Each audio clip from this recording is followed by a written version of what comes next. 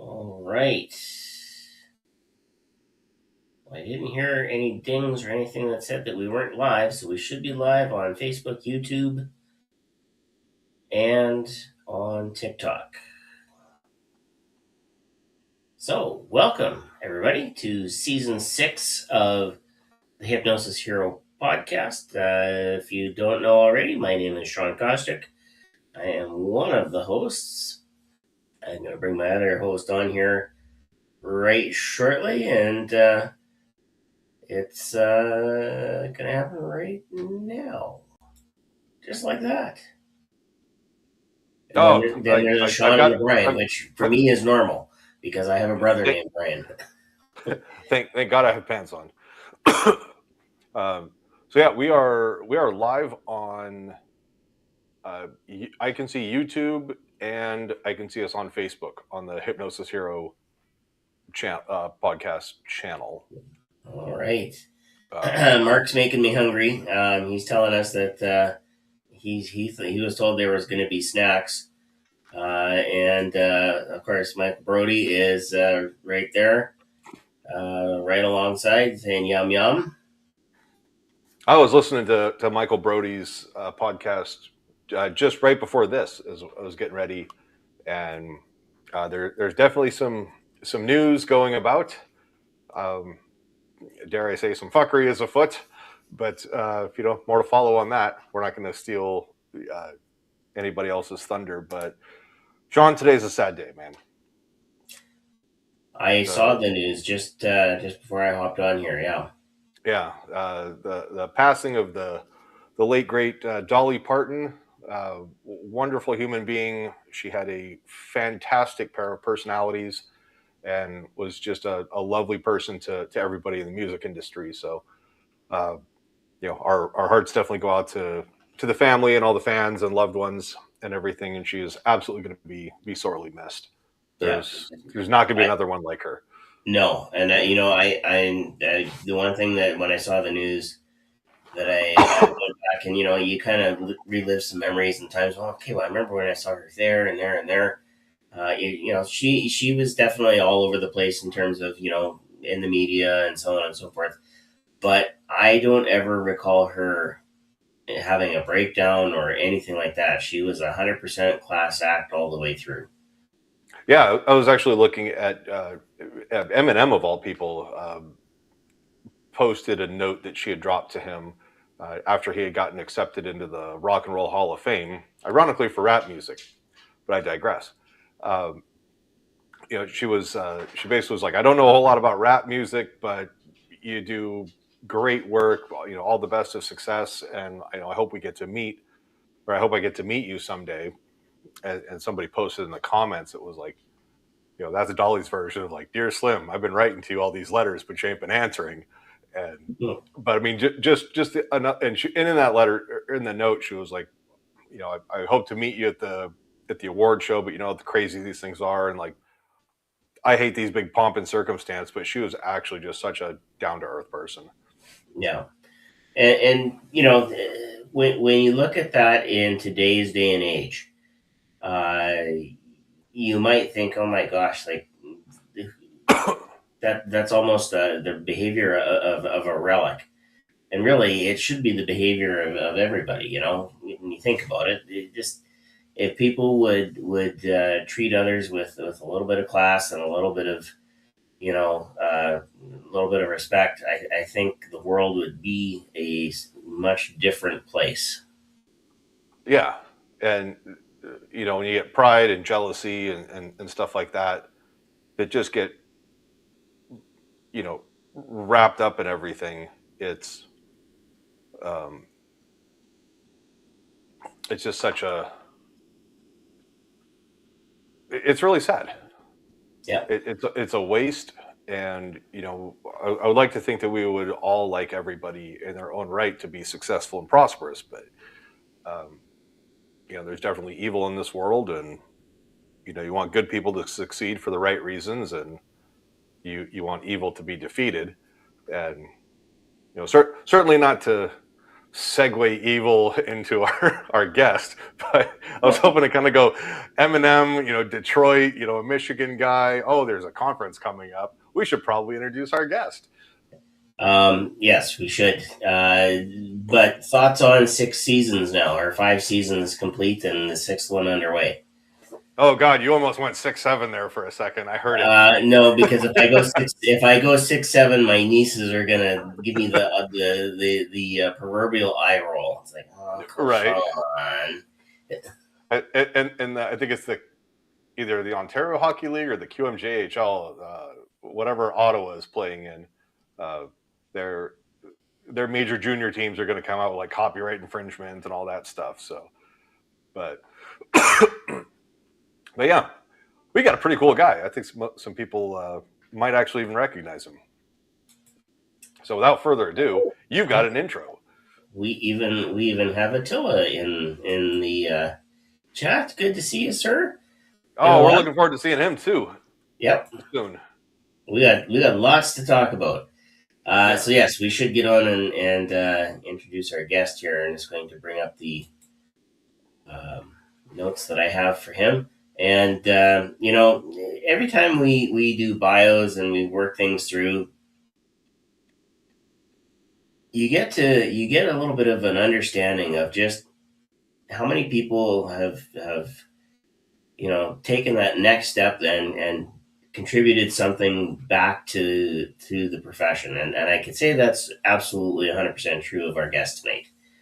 Mm-hmm. So tonight, our guest hero has spent more than 15 years helping advance the practice, education, and professional community surrounding hypnosis and hypnotherapy.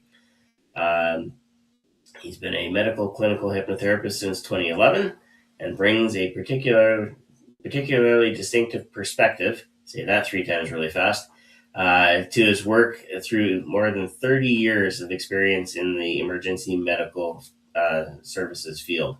His clinical work has included a strong focus on first responders, frontline professionals dealing with PTSD, anxiety, stress, and other challenges associated with high-pressure environments. Beyond the therapy room, our guest has become a significant connector within the international hypnosis community. He's co-founded the Michigan International Hypnosis Conference, an event that is coming up very, very quickly, and is created to bring hypnotists, hypnotherapists, educators, researchers, and performers together to exchange ideas and advance the profession. He's also the founder and CEO of the North American Hypnotherapy Guild, where his work focuses on professional standards, continuing education, collaboration, ethics, and building a stronger professional community. His industry leadership also extends to the North American Hypnosis Conference Alliance and conference collaboration initiatives designed to strengthen the communication and cooperation amongst the conferences and organizations. He's equally active behind the microphone and in the hypnosis media. He is the founder of the Hypnosis Today magazine and hosts 2 podcasts, The Monday Report, which follows people, conferences, research, and education on the developments that shape the hypnosis profession, and The Traveling Hypnotist, which also is a publication you can purchase, I believe, on that site of Amazon. We won't say that too loudly, or TikTok's gonna boot me off. The Rainforest online retailer. Yeah, exactly.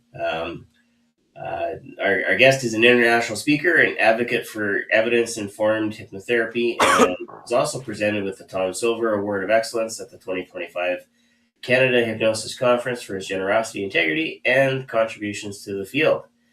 And so, with that in mind, welcome our very first guest of season 6, the Hypnosis Hero. Welcome, Dan Goyette.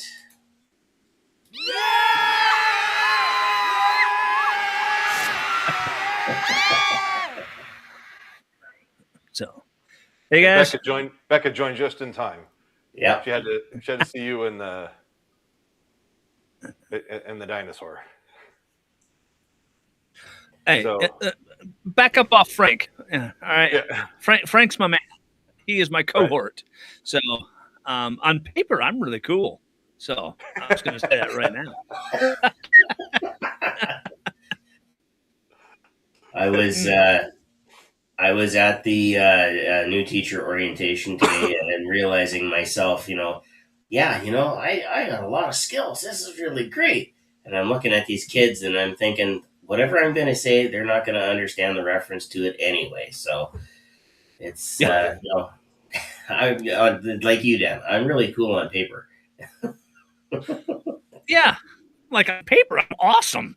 So we've got to work we've got to work into your introduction. By the power of the magic serape, here's yeah. I got my decaf coffee in here. So in my don't bother to hold your applause red cup, which is the most. Oh, hey, I just spilled a little bit, but that's okay. Got this at the M&M store, and this is the most important thing to me when traveling to the Performing Hypnosis Summit is that I hit the M&M store. So I'm just going to shameless plug right there for the summit. I was about you beat me to it. I was about to have the fallback and go, tell us where the M&M store is and what event you were at before you had to rush home because of the weather. So we won't be rushing home this year though. And decaf coffee. We are driving out. Decaf coffee. There's a sergeant major and like the whole NCO corps in the Army that is just rolling over in graves and thinking that's sacrilegious. I you know what? I've reached the age now where if I'm not on a truck, I'm not drinking leaded at night because I'm not going to go to sleep. When you're in your 20s, you can drink coffee all night long and you can just go to sleep. But I'm there now. I'm there, and right. I know this because I go to the gym 3 days a week, 4 days a week, and every year gets a little harder. It's just like, okay, what happened there? I don't know. But so it's official, harder. Dan. Frank is Becca approved. Excellent. So, but yeah, there is I should tell the story of Frank. Frank here.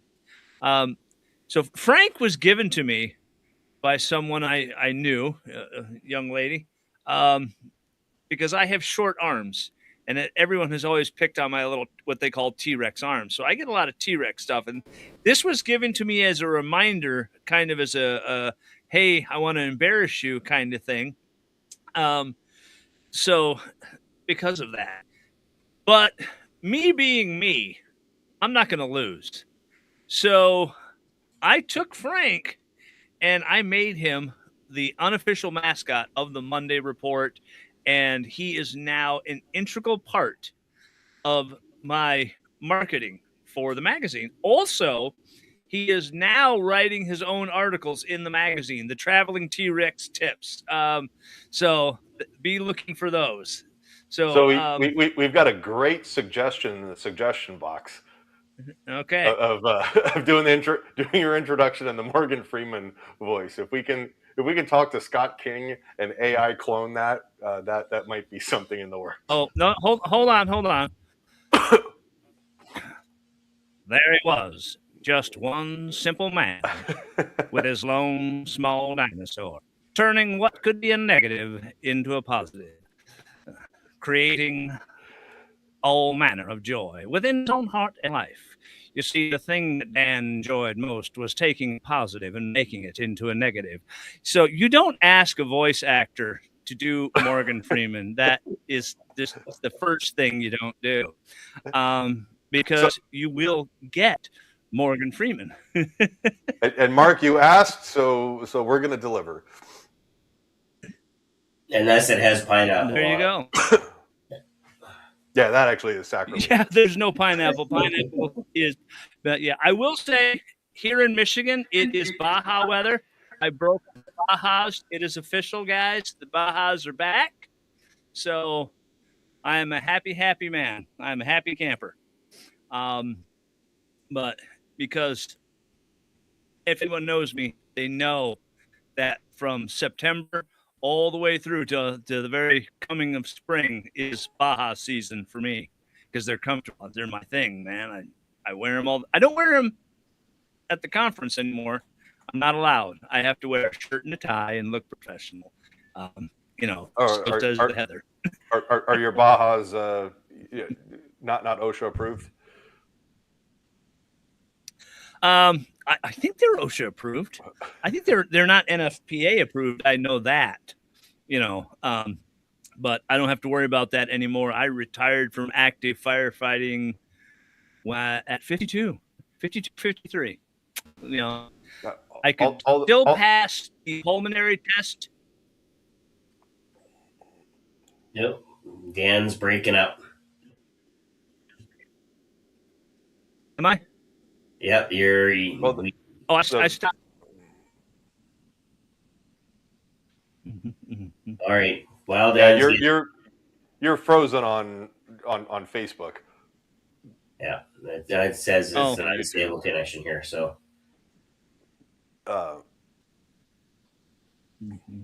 That's okay. That's the internet going, oh, Morgan Freeman. This is. And we're demonetized. All right. Yeah. But now it looks like you're back. Okay. There we go.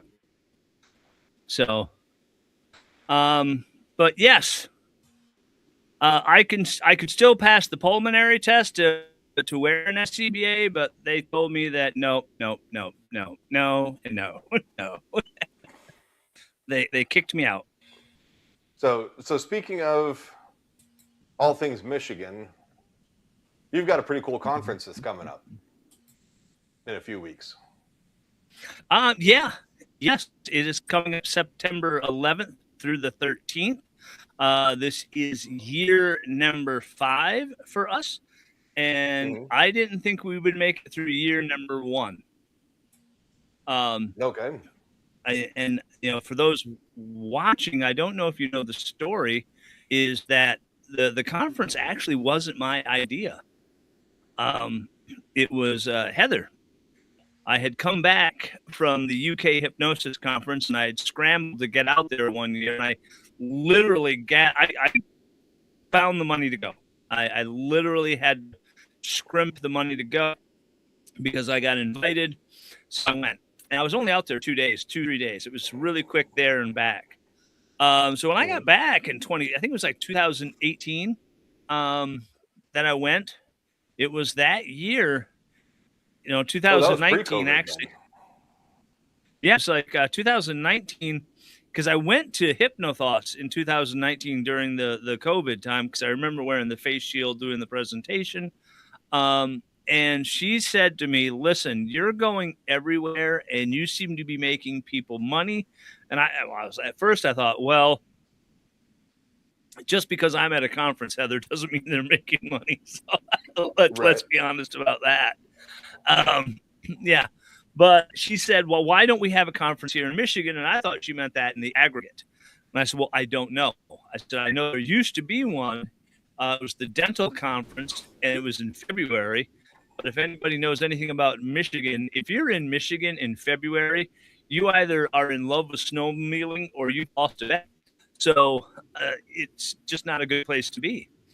So, but she said, no, you don't understand. Why don't we have a conference? So I said, oh, you want to do a conference? So see, the correct answer we started. To that. The correct answer to that, Dan, was, what's this we? You got a mouse in your pocket? And then you let her come out and she say,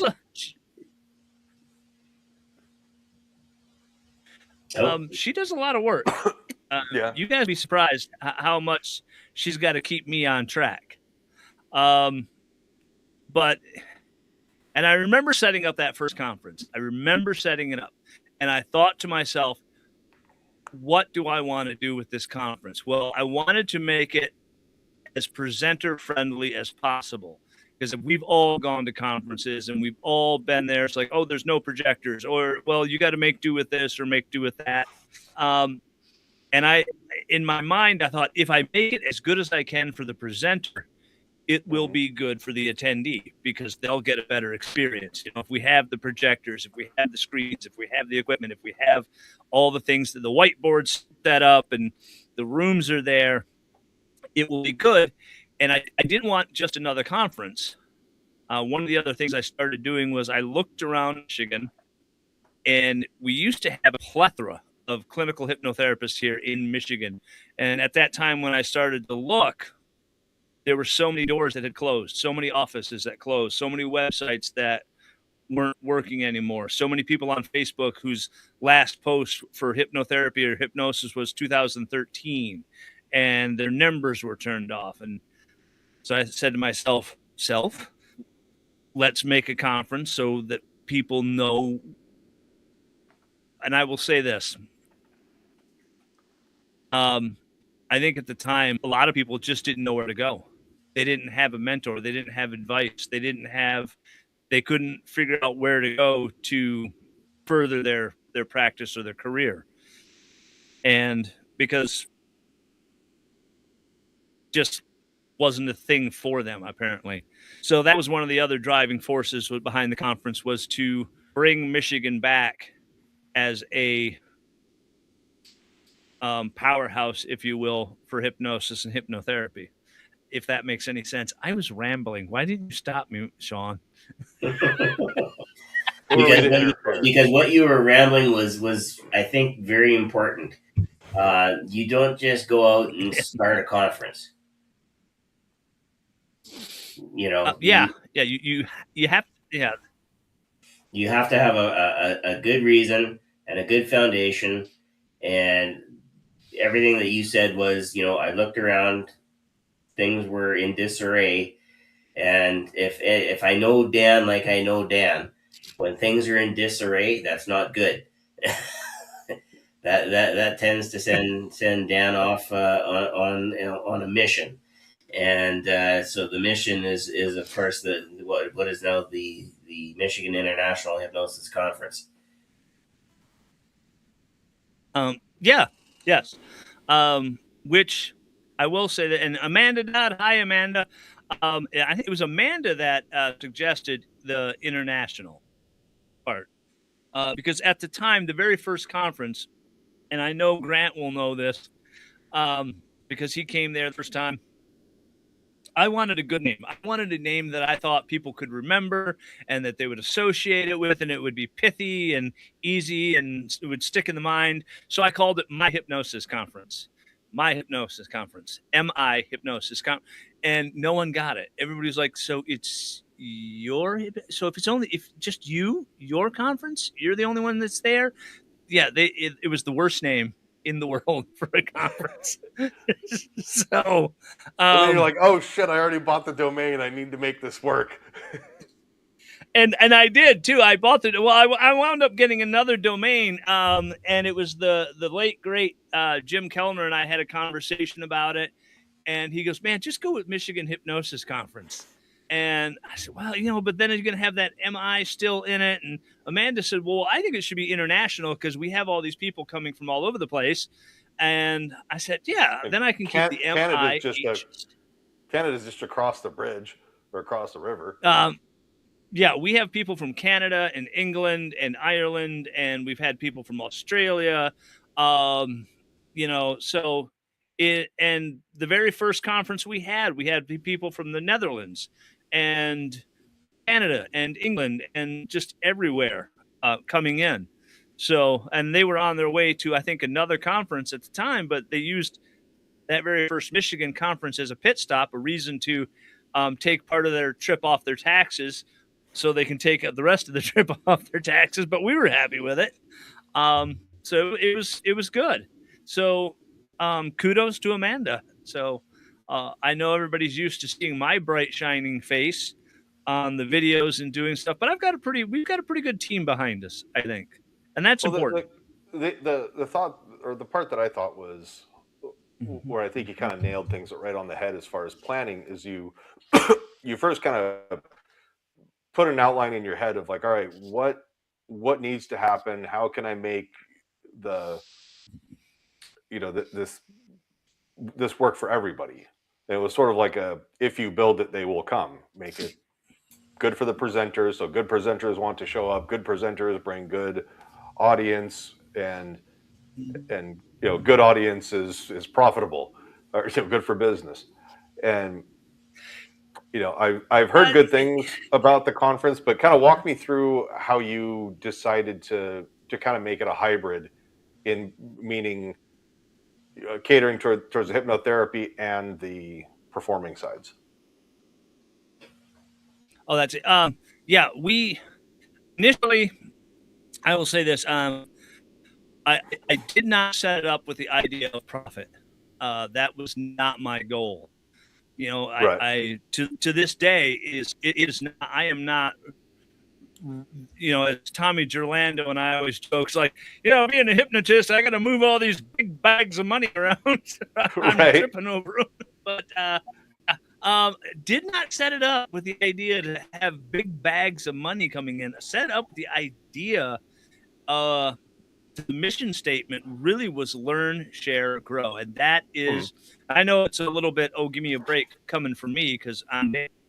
But, I think that if we come together as a profession to a conference, to an event, and we're able to learn from each other, share our stories, we help each other grow as practitioners and entrepreneurs, and that is the driving force behind the conference. It is not to make me money.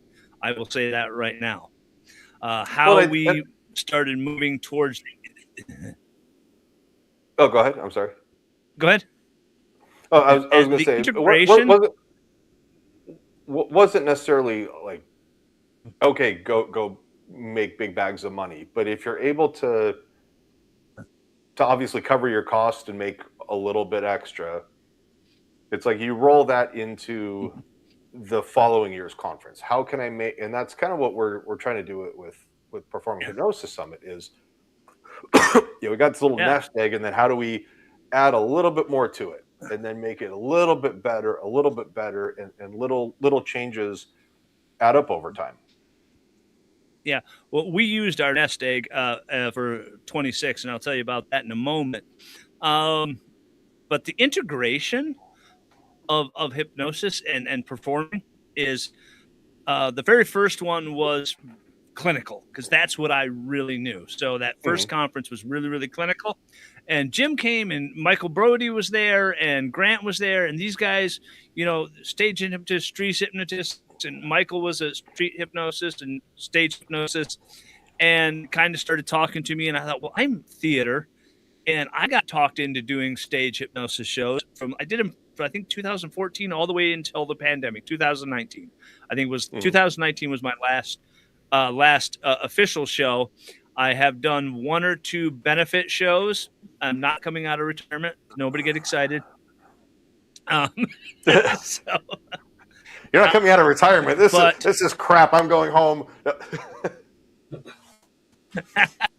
But I knew that being a stage, having done that, having that experience on the stage as a stage hypnotist, upped my skill level as a clinician.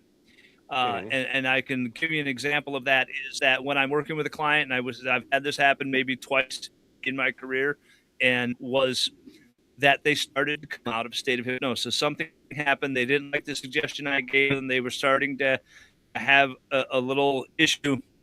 Instead of going back into a big, long drawn out secondary induction and another secondary deepener, I just reached over and gave them a little arm jerk, and I was just, you feel your arm loosening up and feeling better and better and better and lighter, and sleep. And then that was it. So, and I told that to a therapist, one of the therapists that I work with or had worked with, and like, you didn't do a secondary induction, you just, and now I know that you're coming out and you can relax and you can breathe and you can visualize it. You're 5 minutes, you're taking another 5 minutes to do this secondary induction as opposed to 30 seconds of an arm jerk, and they're right back down. So, and that therapist looked at you like you reinvented fire all over again. A little bit, but stage hypnosis in itself is hypnosis. It's faster, it's more aggressive.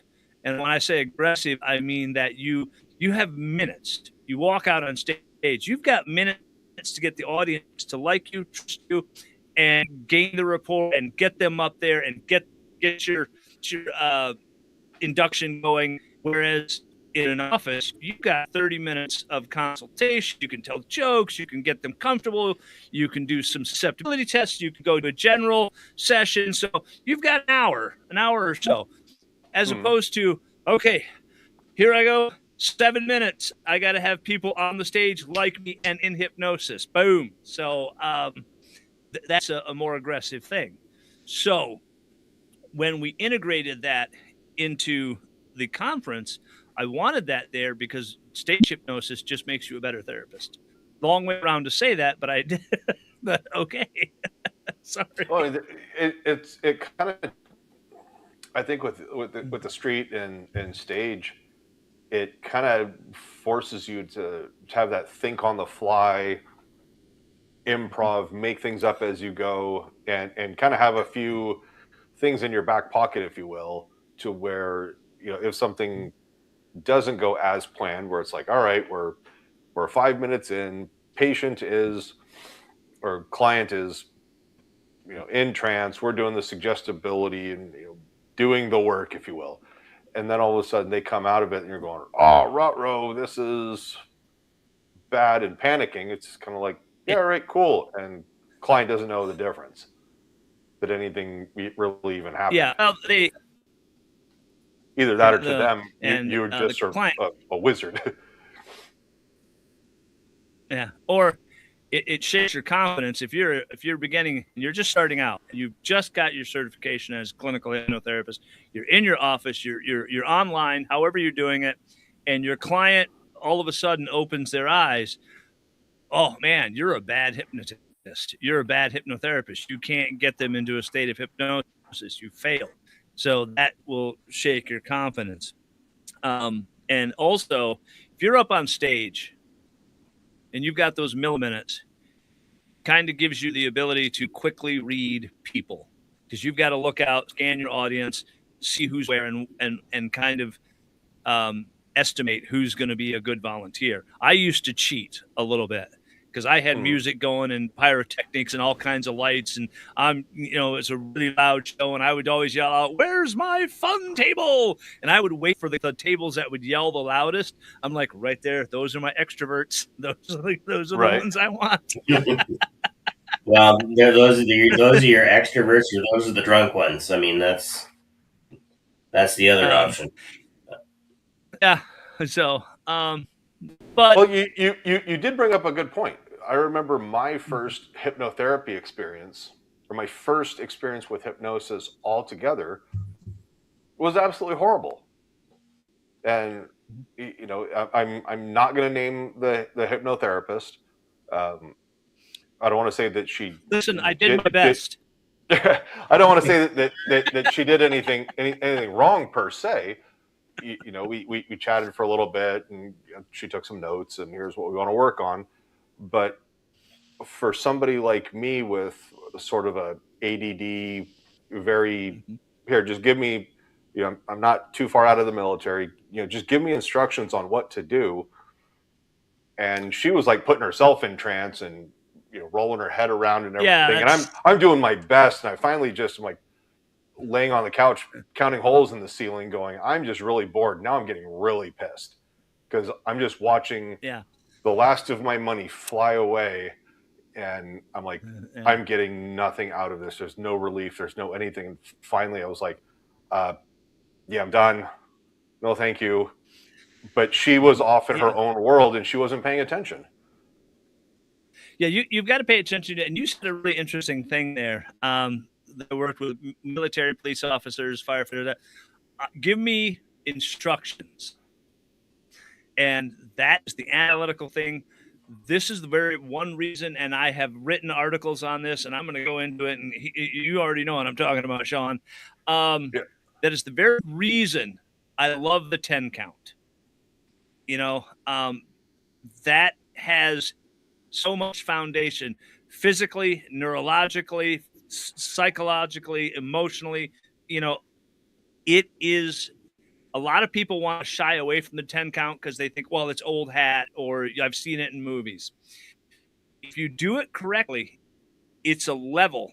I'm taking you through levels. Here's level 1 to level 2 to level 3. Here's the next thing you're going to do. Here's and then you're going to be here. You've gone through all these levels, and they respond really well to that.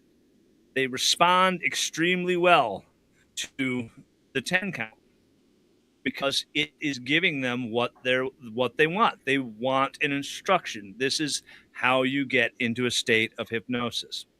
And I don't use the 10 count on every client. And I don't say, as I count from 1 down to 10, as I count through the levels, as we go through the levels into a state of hypnosis or relaxation, here's what you're going to find. So 1, you're doing this. 2, you're da-da-da-da-da, so on and so forth. They have done. Well, on that note, like, for example, she was telling me, like, imagine a place that's just peaceful and relaxing. And I'm like, I can have peace and be relaxed in the ocean surfing. I can be snowboarding. I can be river rafting, skydiving, all of these things. And then she's like, pick one. And of course, I'm sitting there going, well, what do I really want to do? And I'm kind of thinking about it, and I'm just ignoring everything else. And then it's like, now imagine a feeling that you like. And what's a color? Imagine you see your favorite color. And I'm going, I don't even know what my favorite color is. And so there was just getting more and more frustrated with it. No. I don't tend to give the client, and here's the thing with the choice. You have one choice, you have another choice, you have 2 choices, right? Hmm. That's fine. You give somebody a third choice, you are now into the problem of, what if I pick the wrong one? Do I want this one? Do I want which one do I replace? If you're going to give them a third option, you've got to ask, which one do you want me to take away? So now you're back down to 2. Yeah. Right? You can't have a double blind if there's something else there. Yeah. You absolutely. So never have 3 or 4 choices, because you made your work so much harder. Well, I mean, it's like going to the dentist. I don't do, like Brent Arnold says, I don't do my own dental work. I have somebody else do it. But when you go into the dentist, they're like, come right back, have a seat, put your stuff over there. And, they might ask you a yes or no question. And all right, they're giving you instruction. I want you to do this, open more, turn your head this way. They're not asking you what, how you want them to clean your teeth or fill your cavity or, surgery or whatever they're doing.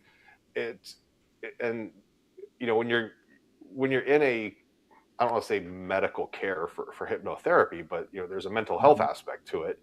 You're relying on somebody to lead, and you can be the most alpha dog CEO, but when you're going to them saying, I need help, I'm going to follow your direction, lead. You're the provider and the practitioner. One of the things that people would often do is they would come into the office and they would sit in the chair. They would put the chair back and recline. Then they would cross their feet. And I would tell them, like, don't cross your feet. And I would give them a rationale for this. Because I said, if you cross your feet, you're going to go into hypnosis. Your muscles are going to relax. Your feet are going to get tingly. And then you're going to try and get up and walk away. And you're going to have pins and needles. You're going to look at me and you're not going to be happy. You're going to be very angry at me. Yeah. So they're already expecting that their muscles are going to relax.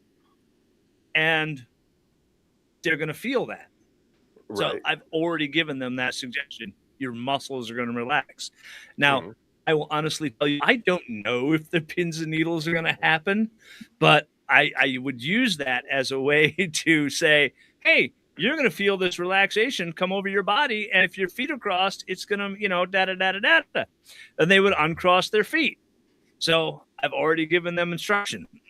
Yeah, I'm going back. I'm laughing because I'm going back to Shawn's introduction. The integrity and the professionalism, and then Dan's going, "Yeah, I just make shit up when I tell people."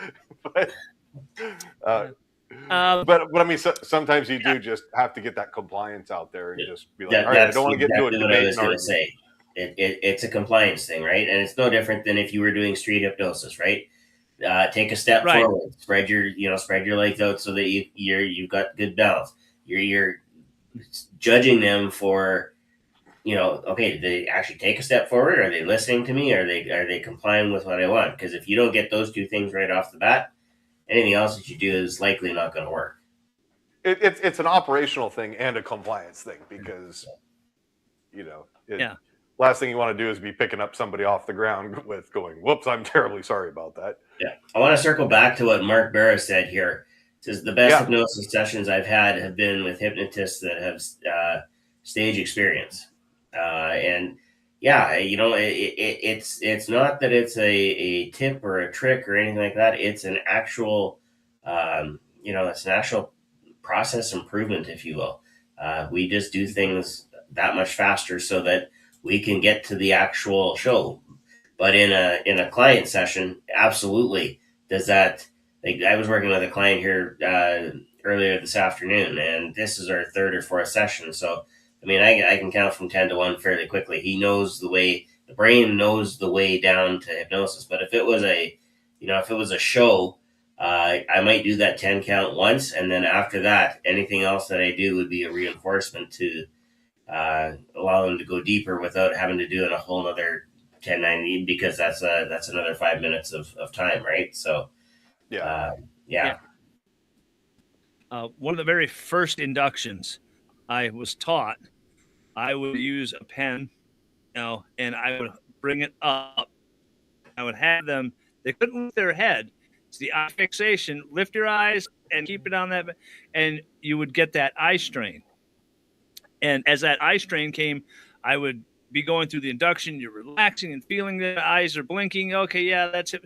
And when they close their eyes, they got that feeling that the strain was gone. So there's an automatic relaxation in the eyes, which releases serotonin and dopamine, and there's a physiological effect within the body, and they can feel that relaxation, and it becomes the science of eye fixation is unique. Orman McGill was really good at that. He would have his wand and he would put it way up here, and he never alluded to the word magic, but he would have it way up here. And that's just what he was doing, eye fixation. And I went away from the pen, but I still used eye fixation. If someone was in the chair, I would say, okay, now take a deep breath and relax. And what I want you to do right now is just look up at the ceiling with your eyes, find your spot right there on the ceiling, keep your eyes fixed on it. Now, much like Sheldon, that's your spot. So now it made them laugh and it relaxed them, but they're fixing their eyes on that spot. So, yeah. And then I would just say, and take a deep breath and feel your body going much deeper, relaxed. One more breath, feeling that body's just relaxing, every muscle loose, limb relaxed, and breathe in. And as you exhale, close your eyes down naturally, gently, and easily, and just feel them relaxing. And you would just see that person become flaccid in the face, relaxed. We were right there. So I had the physical relaxation at the moment. Now I'm just going to begin with the induction, but through the deepener and into the therapy. And was just a really great thing. And I really only had about 4 or 5 inductions that I would use, in a day of therapy. I'd have 10 or 15 or 20, because I'm going to be honest. If you're doing all these 10, 12, 20 inductions, at some point you're going to get them jumbled up in your head, so it becomes more difficult for you, the practitioner. It's okay to have them. And if you're going to pick 3 that day, I'm going to use this, this, and this. Those are the inductions I'm using today. Out of the many hundreds of inductions I know, I'm using 3 today. So it just simplifies the work. So when Dan is using a pen and having you look up, and he's getting that eye fixation, that's helping people relax.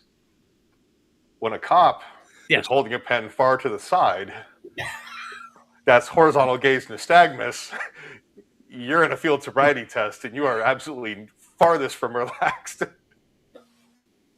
One is going to help you, the other is going to prosecute you. No, I just like when they're over here, it's like, tell me when you can stop seeing the pen. I'm like, I'm going to tell you right now, I'm not even focusing on the pen because here's the thing, Bob.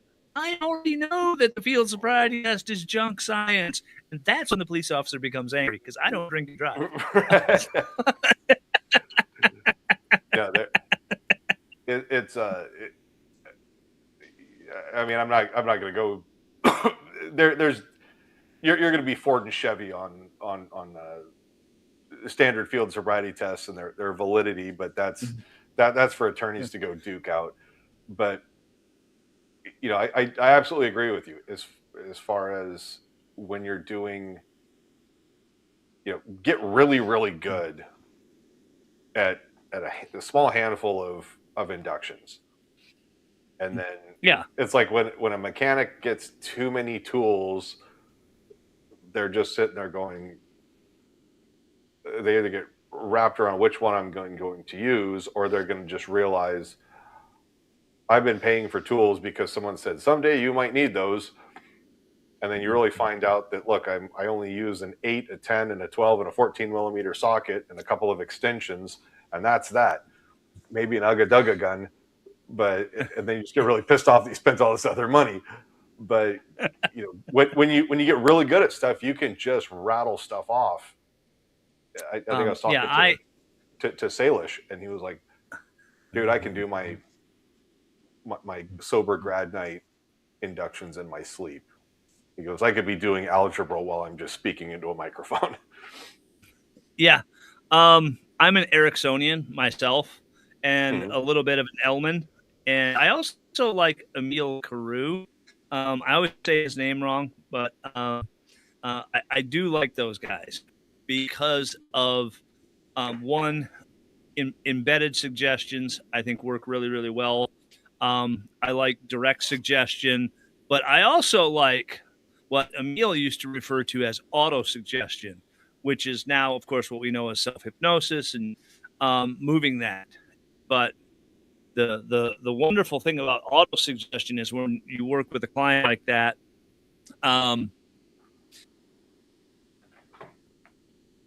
Carew sounds like cute. Cute. I was pretty sure, man, like, that's who he was talking about. Yeah. As Wally would say, coo. But auto-suggestion is becomes the part where the mind has to be told over and over and over again until it is no longer a suggestion. It is a working mental habit. It is what you do. It becomes part of you. So, and that is the change that we're looking to make. That is the thing. So, and I'm usually very upfront with clients. I will say, so like as these sessions go on, a couple things are going to get better, are going to happen. One, you're going to get better at this. You're going to go into a state of hypnosis faster and deeper every time you come back. The next thing is you're going to notice these changes. They may be subtle.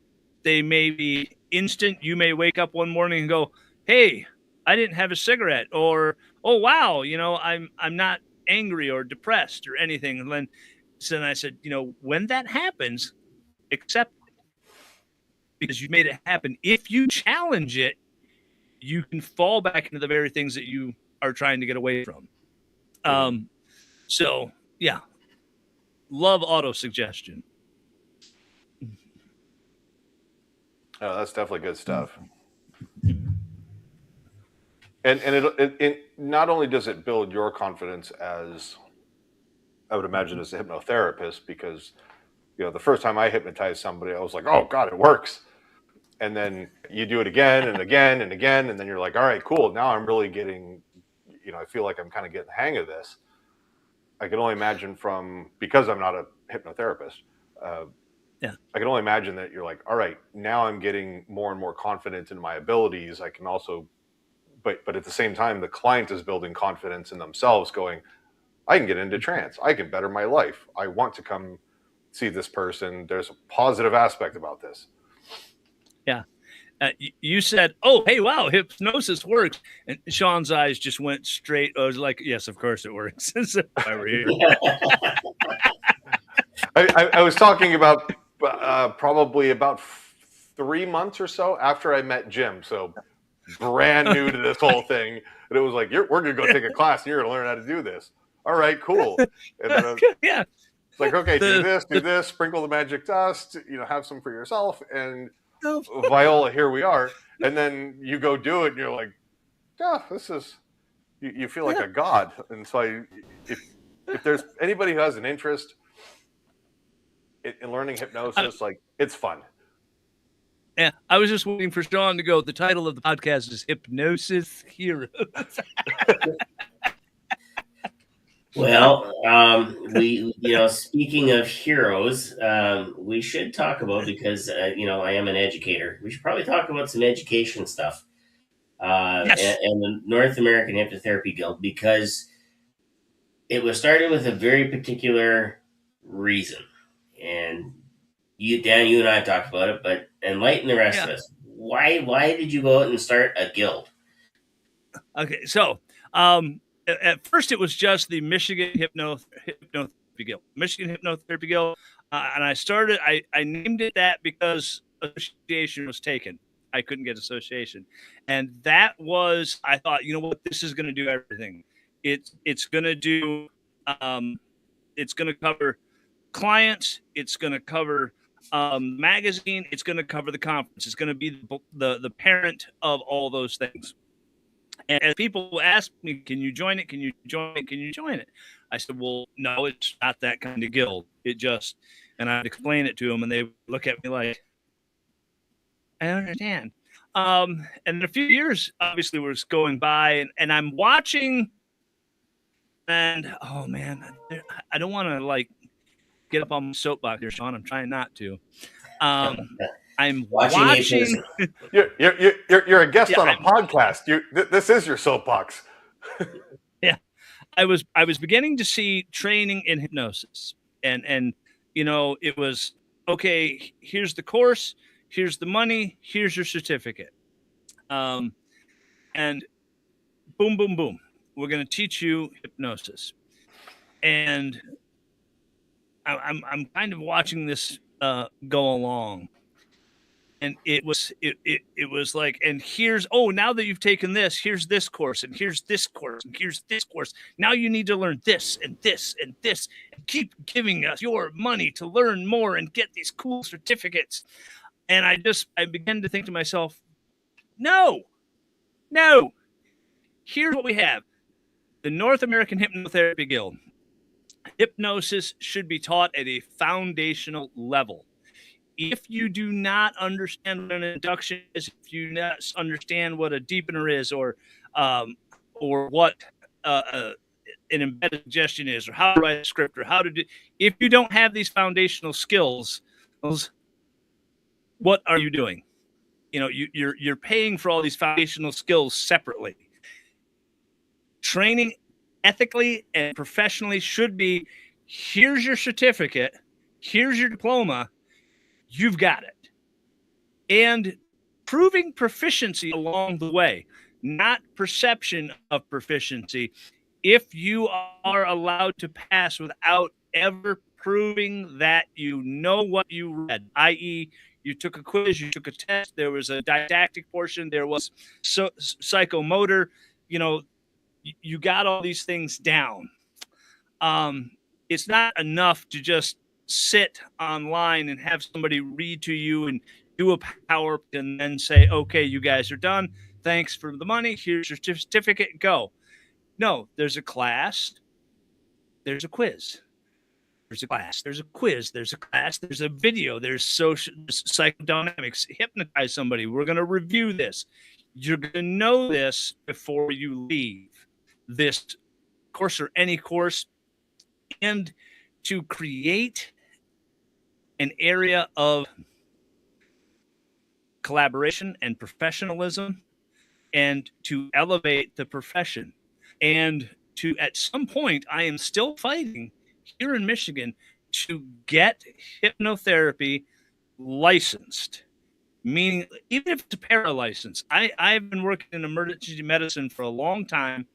Even if it's a limited license, so that we can begin to share in some of that revenue, be taken seriously as a profession, as instead of being an adjunct to psychology or an adjunct to this or an adjunct to that. Oh, it's a tool that the therapist uses.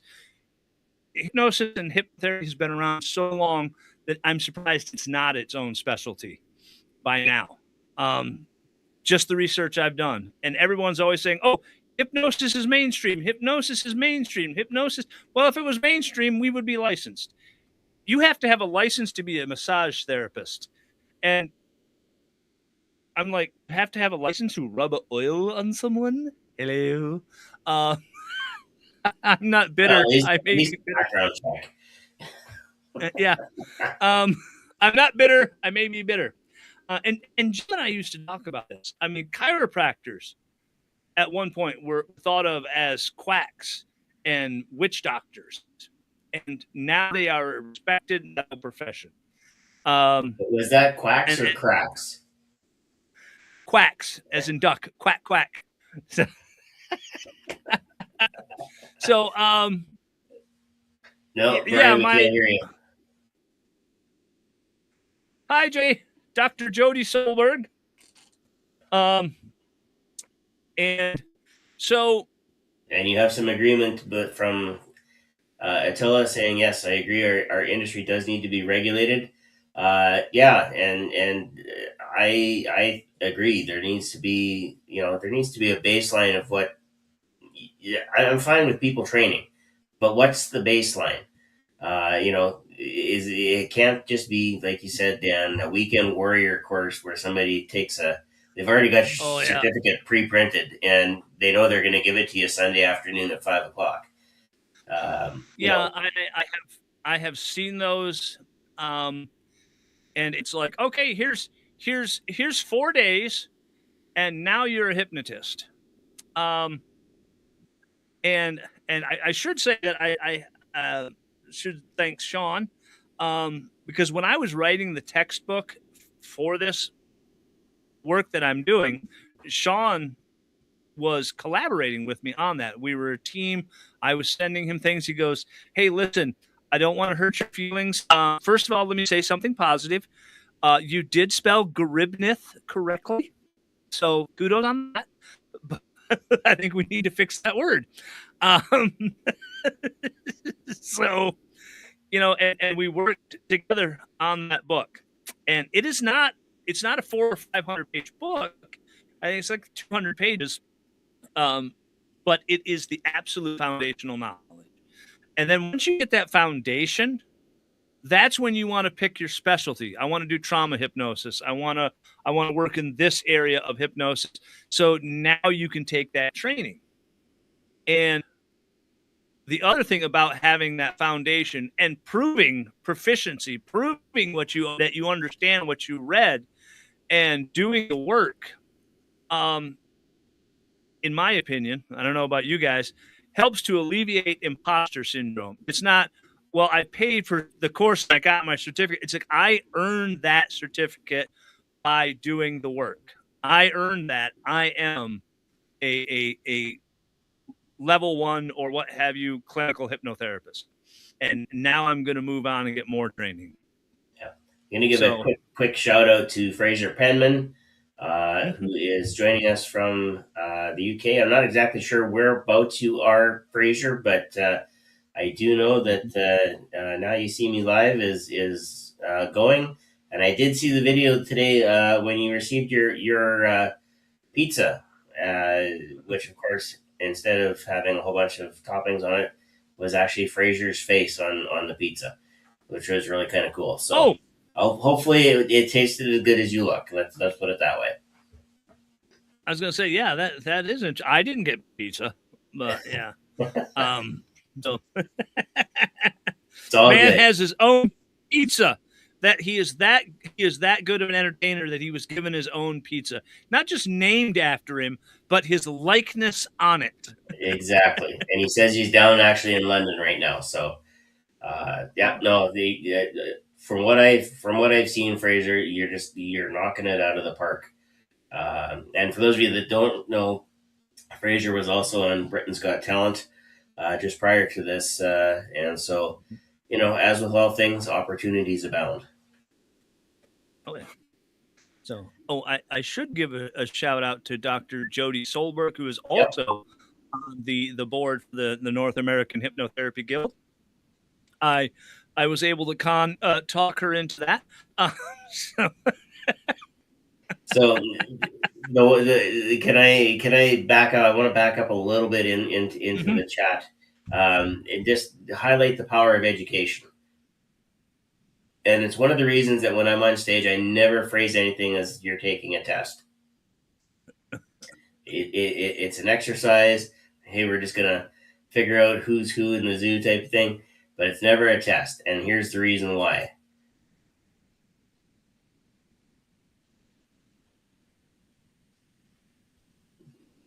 Exams, tests, they have that negative connotation. Oh my God, it was so hard.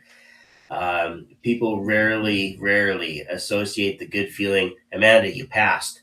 You did it. Yes. But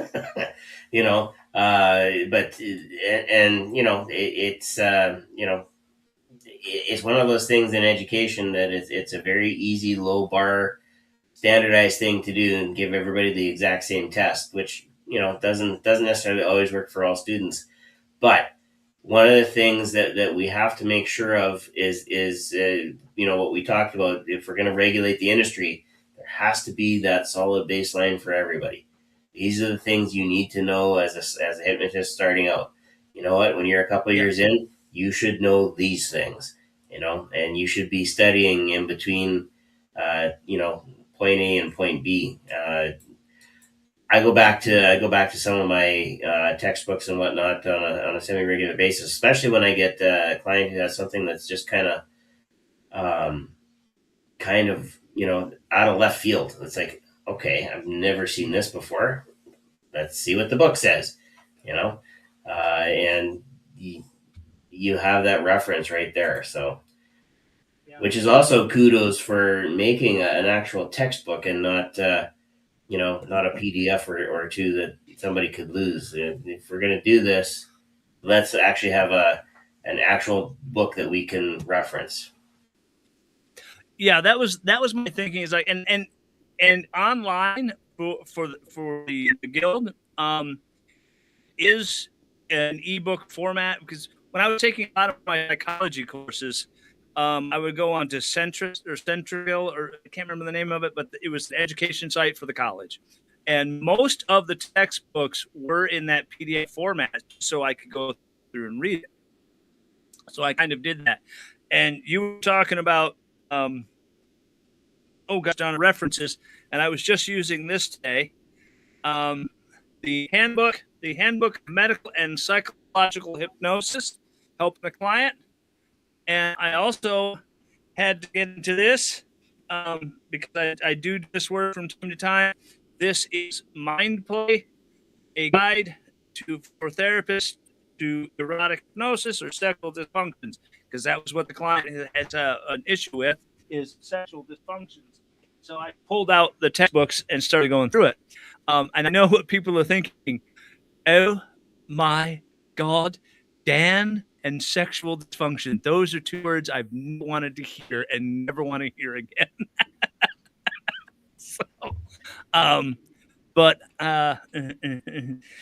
Attila says, teaching since 1996. I despise these $7 and Udemy. Udemy. Thank you. I couldn't. I don't have my glasses on. I'm like, okay, I got it. Certification. Yeah, and that's essentially it. Like, those sites started out with what I would think would be a noble cause. Let's provide education at a reasonable cost. But it's a very slippery slope and a very short distance between providing something that's reasonable cost and people undercutting to the point where, you can literally pick a certification and spend $49, and do it in a weekend type of thing.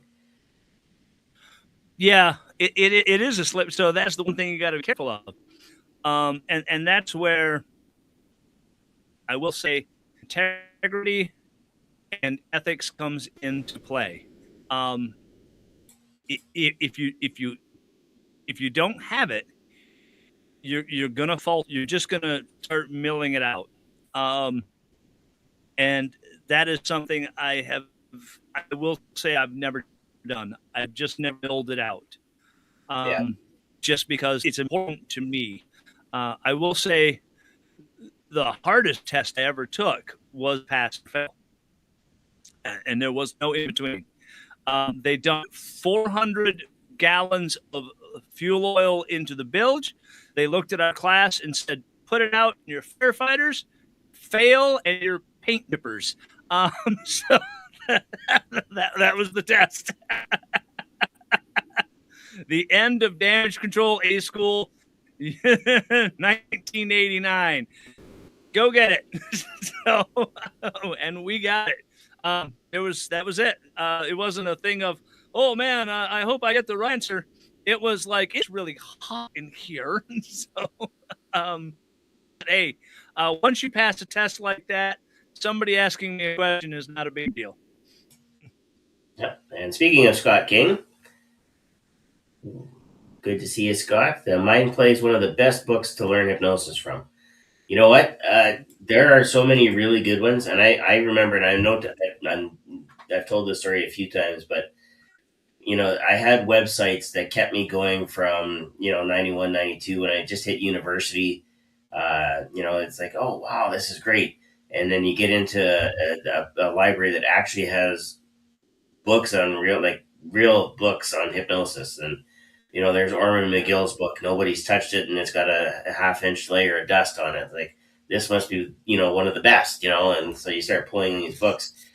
But that information really changed the direction that I was, that I thought hypnosis was. I was hoping to retire to that island with, a whole bunch of servants and lots of money in the bank. Find out that no, you still have to get out there and actually interact with people. So okay, so be it. Yeah. But having the book is still very much it can be a very personal reference, because if it's your book, you're going to highlight it, you're going to have your notes in it. Hey, I tried this, it didn't work, under this circumstance, so try it differently. All of that learning, all of the things that you accumulate for wisdom, all get connected to those books and to those reference materials that you have. Yeah. Oh, here, yeah.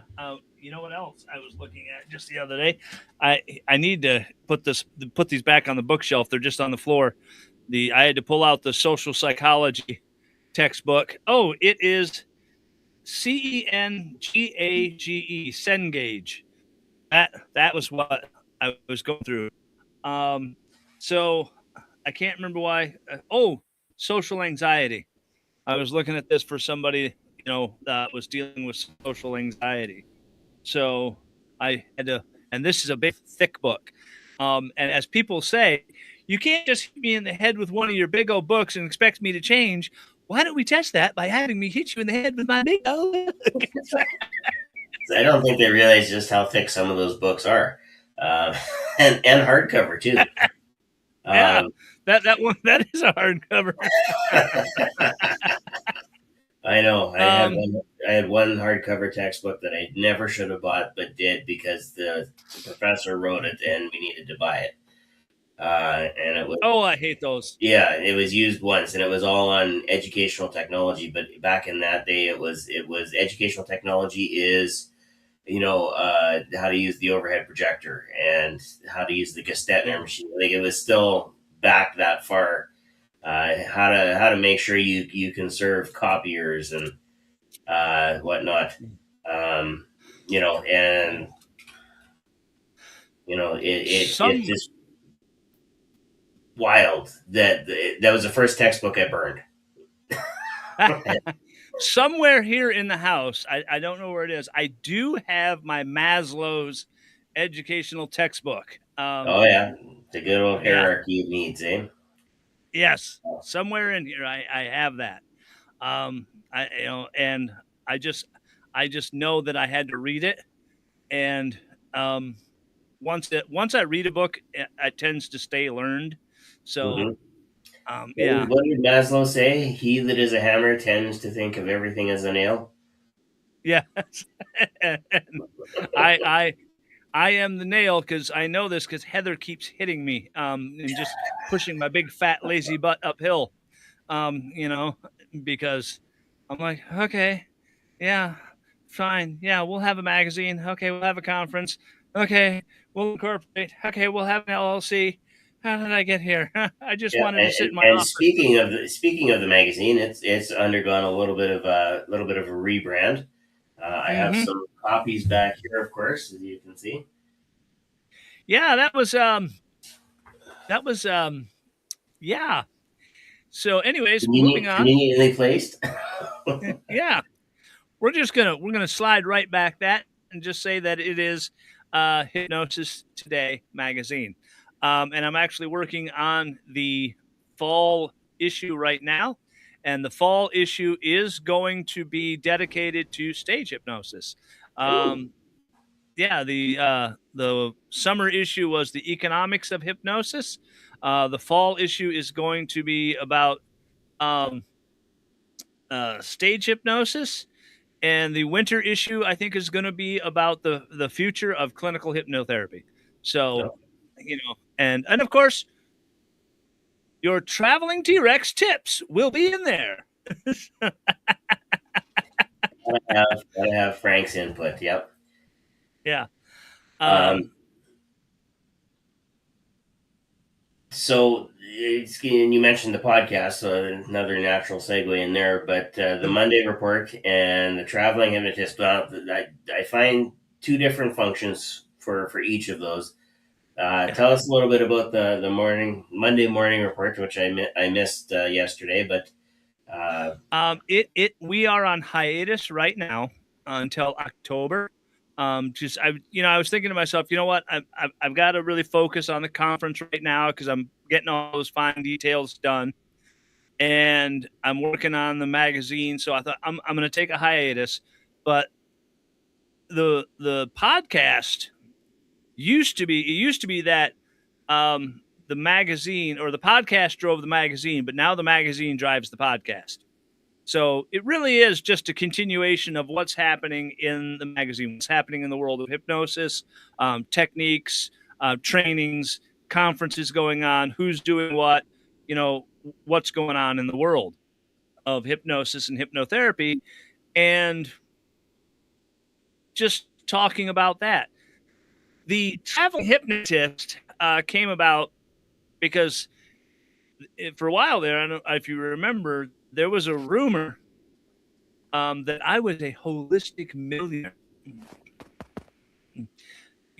Because he goes to Heart, he goes to this conference, and he goes to that, and he's flying here, and now he's flying there, and now he's going to be at this conference, and now he's doing that. He must have all these big bags of money.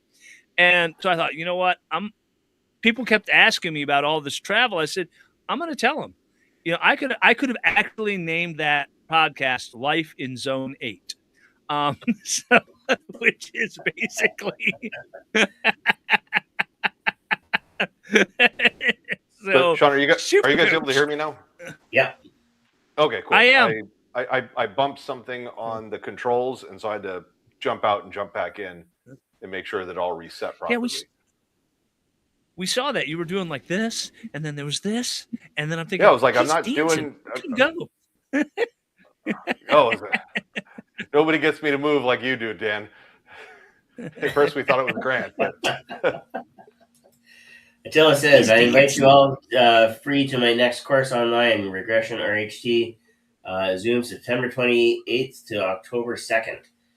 So if you're interested in regression and RHT, by all means, definitely take advantage of that.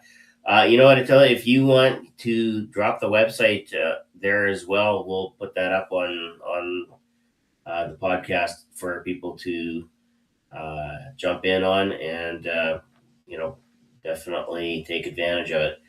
And you know what? The one thing that I can say about teachers in general, because I know a lot of teachers, surprisingly. Um,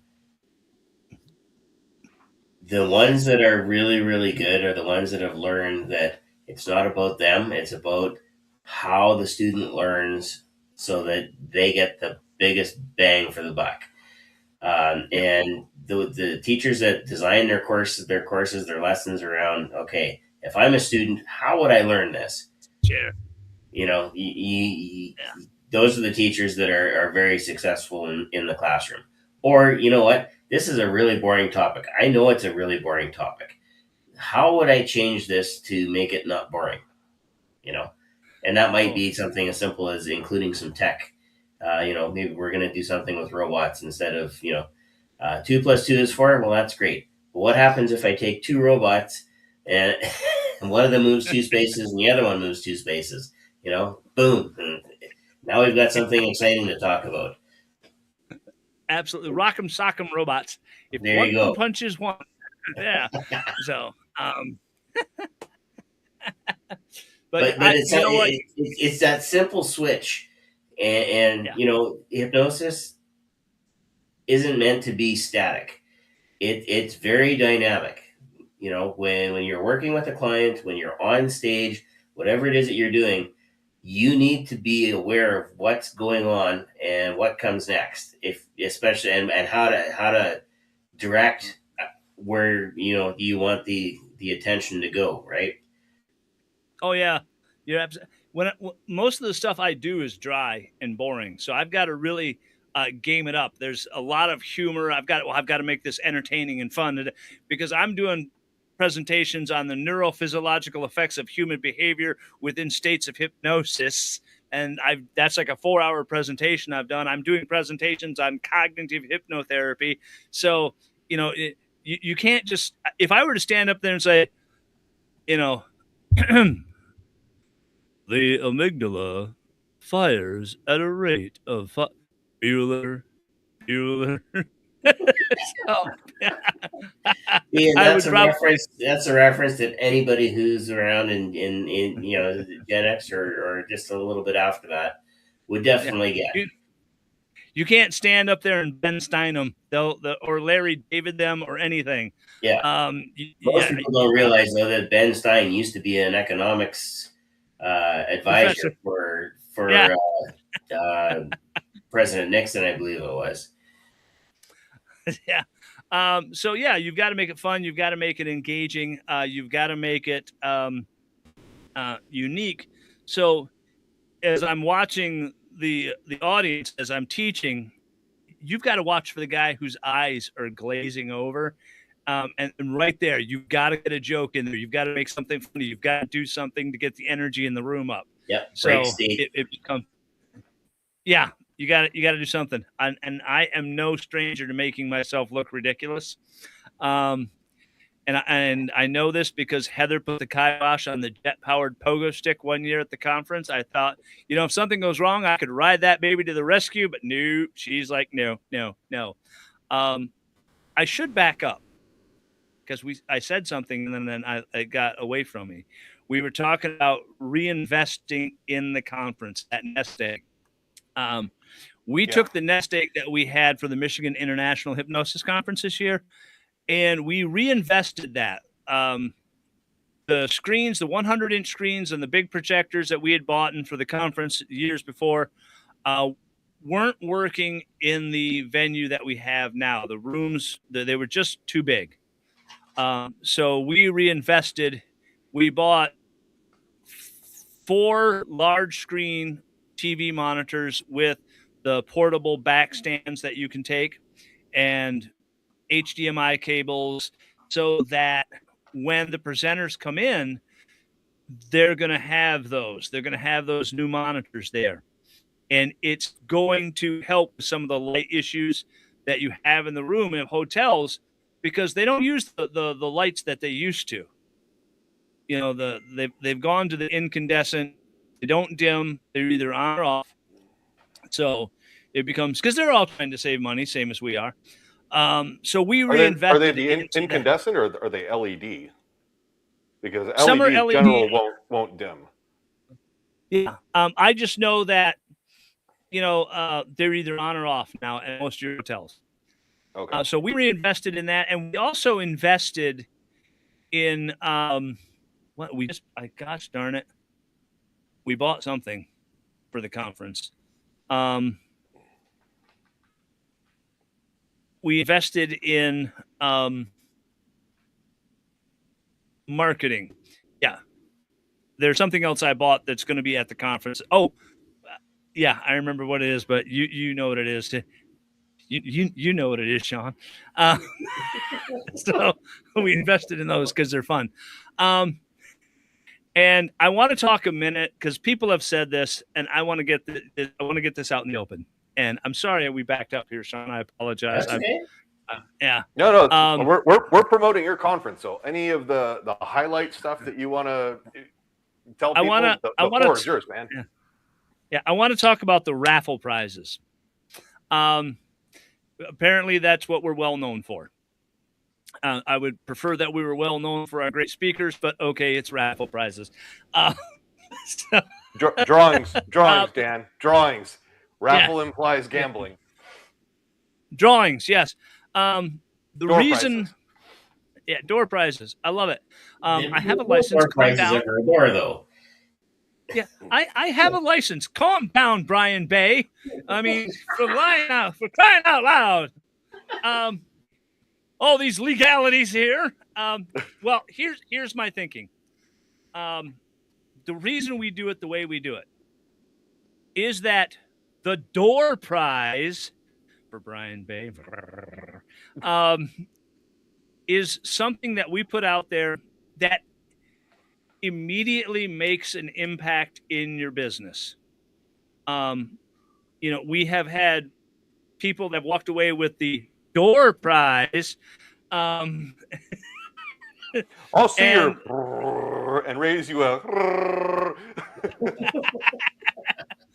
I'll see your dog and raise a Chewbacca. Yeah. They've started podcasts because of that. I had one person tell me, he's like, I did not have a laptop to do presentations, and now I was like, well, I'll buy one, and maybe someday I can present at a conference. They want a laptop, and they immediately started doing presentations at conferences. They got a microphone. They started podcasting, or it helped them with their clients. I now have a really great microphone. My client can hear me so much better, because that is my thinking. You get the ticket. You receive the door prize, you take it home, it makes an immediate impact in your business. It is real, it is tangible. It is not, and I don't want to speak badly about anything, but it's not a thing where it's like, oh, well, I got 20% off this training, or I got 30% off this, or basically, I was like, what, you got a coupon? I mean, if you even take that training. So, yeah, Amanda is saying bring back the discussion panels, and Jody is saying definitely join us at the Michigan International Hypnosis Conference for the prizes 100%, and also for the ICANN method workshop, which is something new that you've introduced this year in the Michigan conference, right? Yes. Okay. So, I'm going to address both those. First, let me finish on the prizes. So, just to say, that is why we do the prizes that we do. We don't ask for raffle donations. All right. The prize come from us, and we do that so that it's an immediate impact. Yeah. The discussion panels, we just didn't have anybody sign up for those this year. We had like one or two people that wanted to be on a discussion panel. So, you can't have a discussion panel with one or two people. So is there a prize for like the most horrible dad joke? Asking for a friend, of course. Well, you know what? Now I just said I've never seen a door prize that has actually been a door. Oh God! Imagine trying to get that through TSA. Yeah. You know what? You know what? Just for Michael Brody, I might go on to the rainforest distributor there and see if I can't find a tiny little door just for him. So, You know what? Go to if you've got a Lego store, they'll have doors. yeah, there we go. The Lego Oh, store. So and the wait, hold the on. micro. Michael's going to be there in Michigan, and he's also a Michigan resident. Doesn't live too He is. terribly far away, so he's probably going to be driving. Hold my beer, Dan. I've got this. Okay.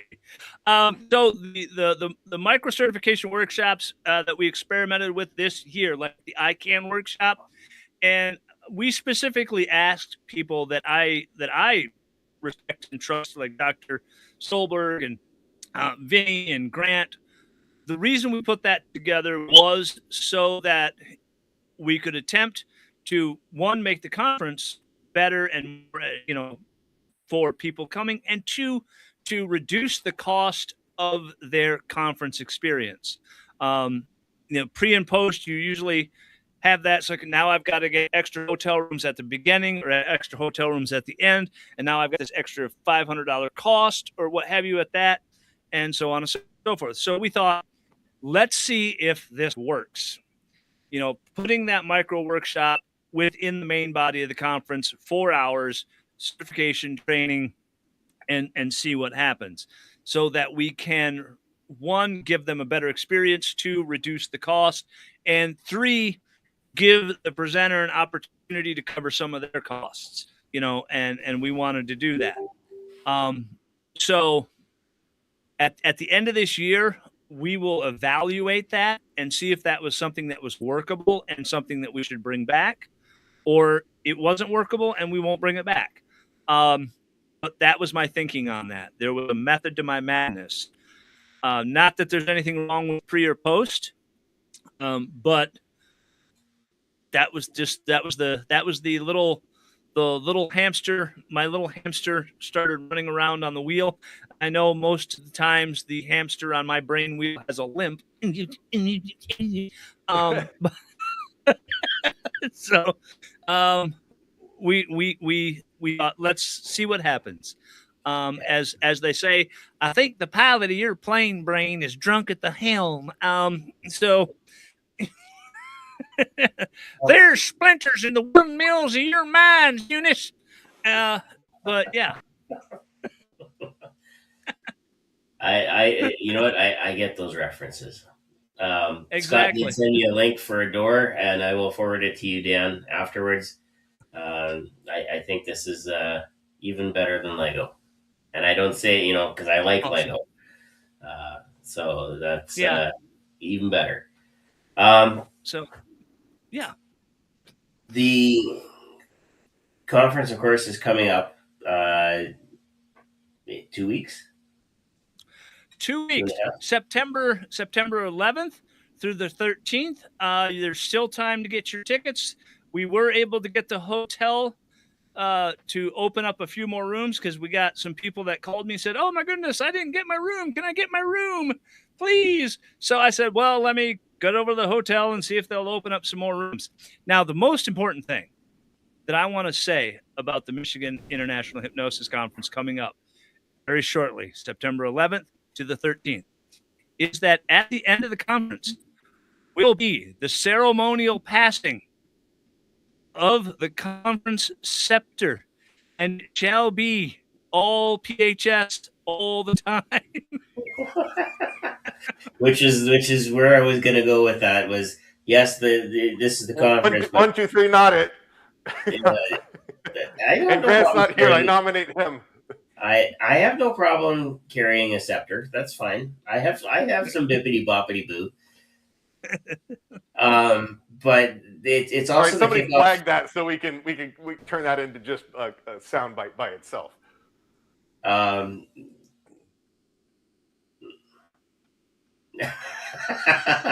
That's going to make it into an introduction at PHS. What, that I have some bippity boppity boo? Of course I do. Oh, yes, absolutely. I'm a tech guy. Of course I have bippity boppity boo. It's also called percussive maintenance. Yes.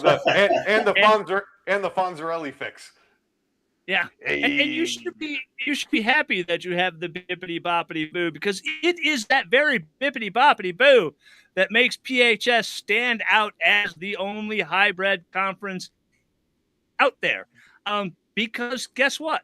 I don't have that kind of bippity boppity boo. Michigan, we're not going to be hybriding anytime soon. Not yet. Not yet. Yeah. But what I was gonna go with, because you're now bookending the conferences, but the kickoff to the North American Hypnosis Conference season. Yes. Michigan comes up first in September, and the season rolls all the way through. I know conferences are jockeying around and moving things around, but PHS is in January, and then there really isn't too much until you get into Heartland and whatnot later on in March, April, whatever that time frame is. But when we look at the school year, the beginning of the school year is in September, and the first conference in September happens to be Shawn, the Michigan Shawn, International Hypnosis Conference. Shawn, you're gonna have to run about the last 15 seconds back over again. Yeah, you were auditorily encrypted, and we do not have the key on the other end. I'm not. Well, according to this, I've got good bandwidth going here, but no. What I was going to say was this: that despite how conferences work, when we look at the year, really, many people regard September as kind of the beginning of the year, because that's when school starts, right? We send kids off to school and so on and so forth. And so what happens is, when you look at the calendar, well, guess what? The first conference in September is the Michigan International Hypnosis Conference, followed very closely by the Canadian Hypnosis Conference in October. So that's kind of the next conference that's in line. And then, of course, we go all the way into January and the Performing Hypnosis Summit. Yeah, so that winter-fall conference season is what we're concentrating on here, and it's like, hey, start in Michigan, the conversation continues in Toronto, and then you finish strong at PHS in January in Las Vegas. So 3 cities, 3 great events. It's a conference journey, is really it is. You're staying connected throughout the season, and it is a great way of collaboration, which is, again, one of the things that we wanted. And I will say this, that I will say that collaboration over competition was not my invention. Well, that was your invention right there. Inventation. Yes. Inventation. You have bippity boppity boo, and I have inventation. We'll be independent together. Dan took anti-plagiarism stuff and used your own words, quite literally. Yeah. The one and only great Jim Kellner. We talk about that all the time. Collaboration over competition. Collaboration happens at the top. Competition happens at the bottom. And I will say that that I was not initially a collaborator. When I would go to a hypnosis conference, like I would go to HTL, I would disappear, because I would go out there with my Firemind guys, doing stage hypnosis and all that stuff, and they would go with me. So I would go do the presentation, hang out at the conference, but most of the time I was just out in Vegas. I'm just out there. You know what I mean? I didn't really make any connections.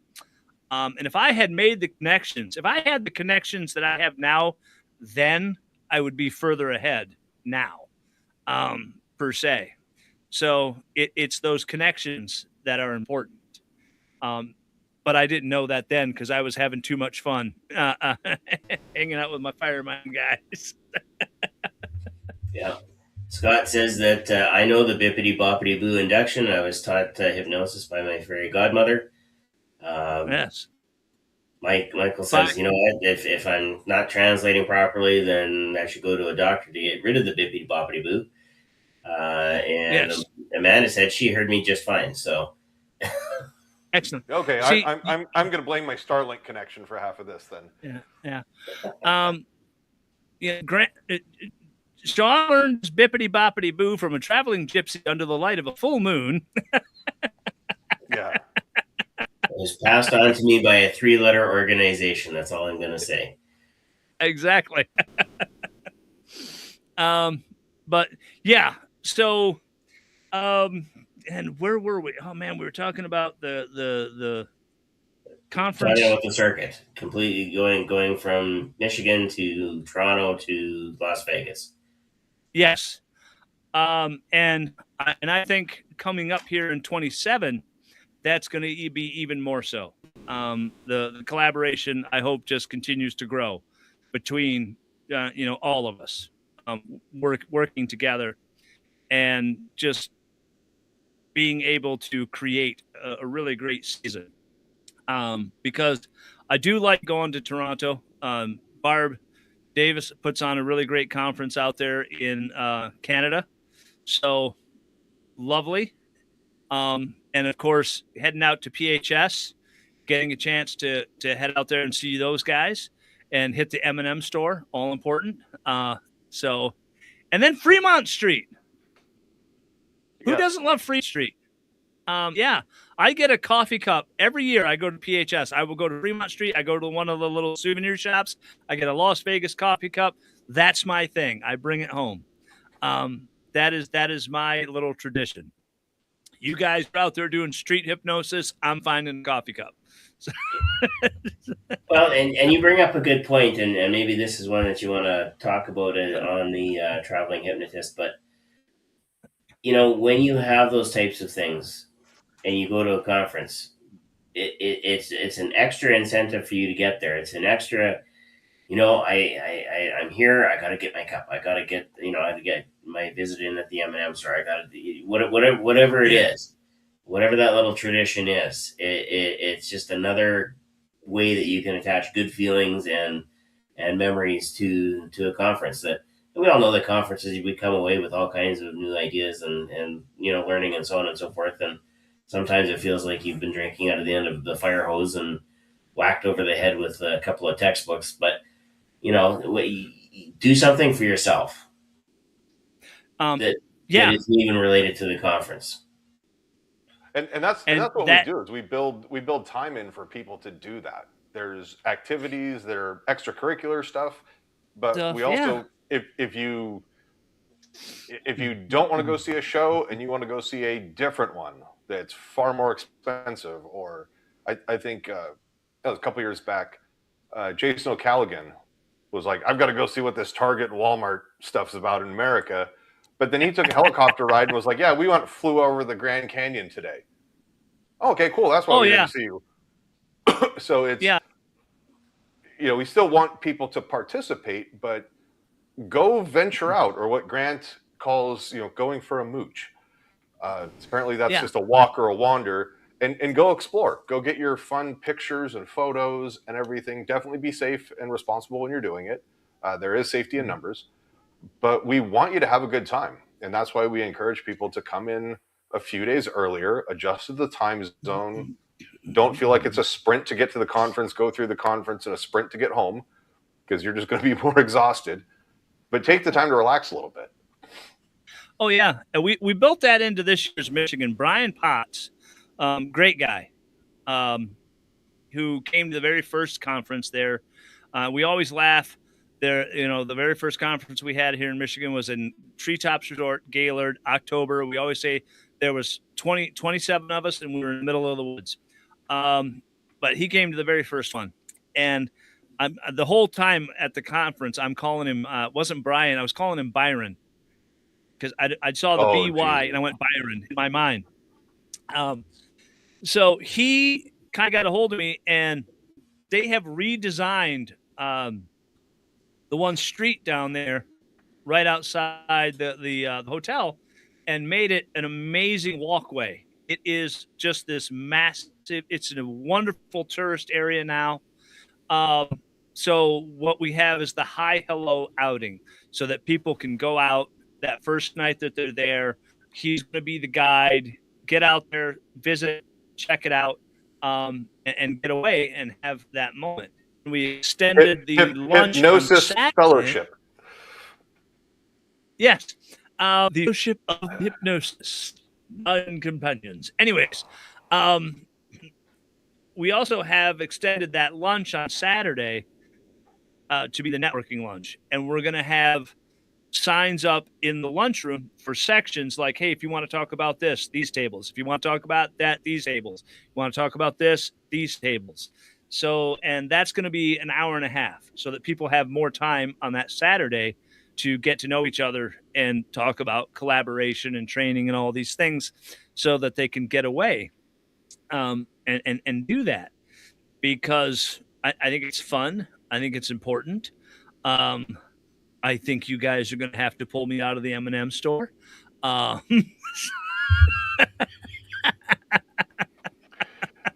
Just hopefully not kicking and screaming and crying, curled up in the fetal position like last time. Yeah, I know, right? Those diabetic tremors just. So, listen. So I thought the M&M bin was a ballroom. What? It was a perfectly honest mistake. I mean, if Dan wants to strip down naked, play Scrooge McDucks in a bowl full of M&Ms, who are we to judge? Yeah. I mean, sure, Shawn was yelling, it's not a ball pit. It's not a ball pit. The kids are screaming. Yeah. Dan, what happens in Vegas stays in Vegas. Yeah, I got to fix my chair here, guys. Sorry. Something just happened. There we go. Not sure what that was, but I just sunk down there. I got like, where'd you go? But yeah, so we built those things in this year.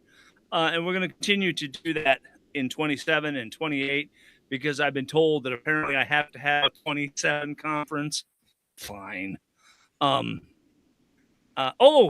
was the thing that we invested in this year. In years past, we set the conference up a little bit different this year. So we will have a main stage there at the conference this year. We have not typically had a main stage at the conference, but we will have one this year. So it's going to be new. We're kind of growing up as a conference. I guess I can say so, but not too grown up, you know, as evidenced. For someone who's contemplating being a first timer, take us through the conference itself. How many stages, how many rooms or tracks, as some people? We don't do tracks just because that actually belongs to another conference. But we do have. However, people may make associations. Like PHS, we have 2 rooms, 2 speakers going at the same time. In general, yeah, we're going to have 2 to 3 rooms going, and we have presentations ranging from stage hypnosis, street hypnosis, clinical hypnosis, business, and just a wide variety of things that an individual needs. So the first morning, obviously, we have the welcome from. Bye, Amanda. Amanda, we'll see you next time. Hopefully sooner than later. See you in September. We have the welcome from us, myself and Heather, and then we have the keynote speaker, who is Joni Johnston-Knighty this year. Amazing keynote speaker. She was she went out, was with the U.S. swim team in Paris, helping them bring home the bling. That's what she does. So she's our keynote speaker. And then, of course, after that, we just break out into the sessions. And we have one area that's called the Hypnosis Corners. That's where people can go sit and talk with each other right around the corner there. We've got some really great vendors coming in this year. And then the next day, that Saturday, we have more sessions. We have the networking lunch. We have the awards banquet. We have breakfast all 3 days for you. There's no bangers and mash, and I want to thank Grant Saunders for telling me what a banger was. I could have lived the rest of my life without knowing what a banger was, Grant. Go find yourself a Filipino friend and ask him about balut. I don't want to know about balut. I just want to know about the banger. So yeah. And that's one of the things we do. We want to help people by keeping down the costs. So yeah, breakfast is included in the price of the ticket. There is no extra price for breakfast or lunch. You pay one price for your ticket, you get breakfast, you get lunch, you get the awards dinner. Jason Simmons is coming out there to do the stage hypnosis show. Really great of him. And just a lot of great stuff going on. And then on Sunday morning, Michael Brody will be the closing keynote speaker. So we're looking forward to that. But prior to the closing keynote speaker,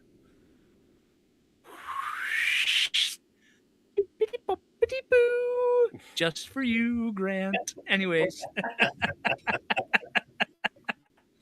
And then, of course, I will be looking forward to PHS. I will be counting the days until I'm at the Gold Coast Hotel, having a proper cup of coffee, and just watching Shawn's eye twitch.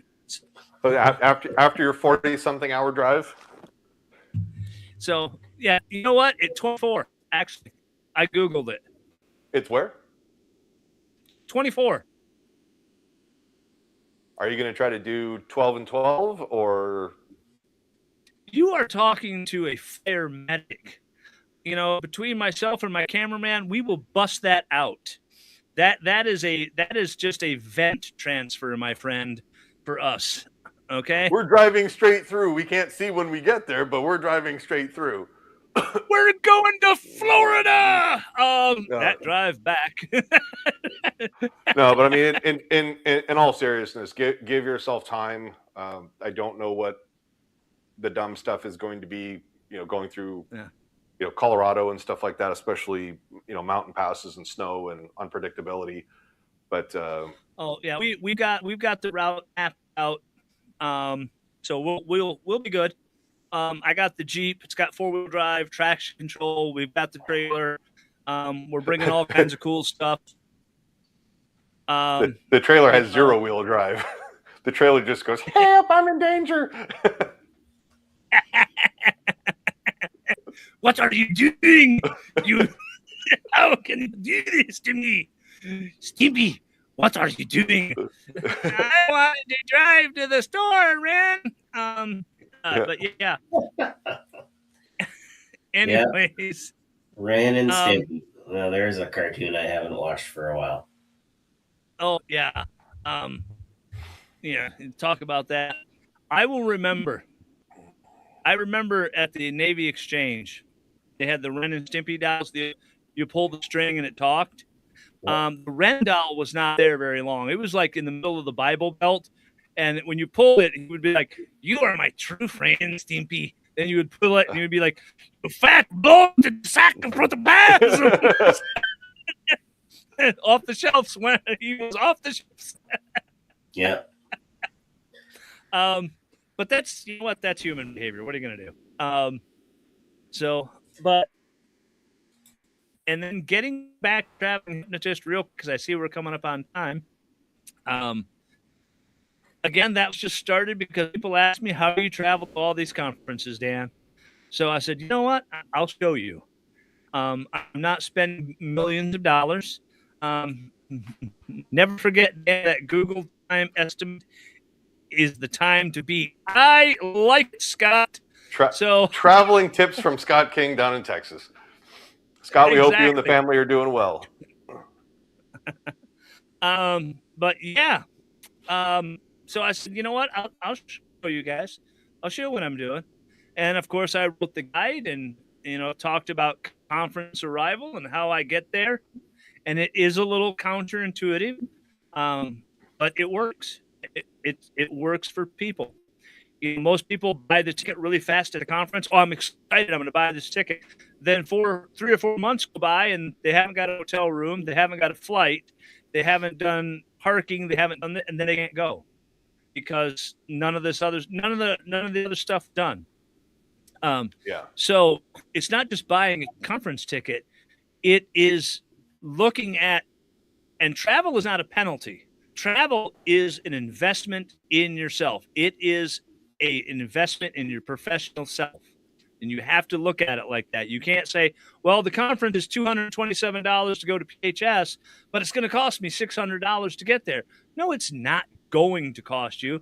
It is, I'm investing this $700 into myself, and I'm going to come away with a return on investment. That's the thinking on that. Yeah. And it's the same thing for Michigan. It's the same thing for Canada. Not so much for you, Brian. Don't know what you're doing. You can't even tell if Beck's standing up. We don't know. Right. He was just like, dude, why is she sitting down? I'm like, dude, she's standing up. Yeah. I don't understand, Brian Bay. Picking on poor little Becky. Yeah, I think we established that I'm actually taller than somebody, so. But anyway, yeah, no, we're I don't know about you guys, but and it kind of sounds like Dan's a little excited for PHS, but I'm reviewing the schedule. Brian and I've been working on things behind the scenes to make sure that we've got all the presenters and titles and what they're presenting on and so on and so forth. I think this is year 5. This will be year 5 for PHS as well. It's starting to come into its own. We're starting to turn that corner of, hey, just like Michigan, we're growing up, and last year we might have been a teeny bopper. Now we're kind of maybe early 20s. So, 21, because you have to be to do anything in Vegas. So we'll say we're 21. 21 is good. Right. I'm already looking at 27 for Michigan. I'm already making some preliminary planning for that. So that's what you do, though. You know what I mean? Once you get into a groove, it is, and one of the things that we started at PHS that I know was helpful between the three of us was just a little bit of a journal. This happened. What are we going to do about this next year? That happened. What are we going to do about it next year? That didn't happen the way that we thought it was going to happen. Okay, how do we, tweak it so that it does? All of those pieces. It's all gathering that knowledge and then figuring out the better solution, and that's how you make a conference better. It's Dan will have one eye on what's going on, and the other eye will be exactly as it is right now, kind of cocked, thinking, okay, I can do this better next year. Heather writes down all the notes. I come back every year from each conference with almost a notebook of things that she's like, okay, this wasn't and this was, but that didn't, and we need to do, and then data. And then, she looks at me and goes, okay, implement. Right.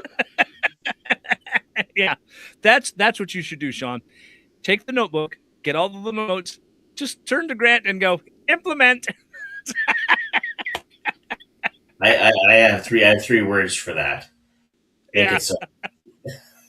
Make it so. Exactly. Number 1, make it so.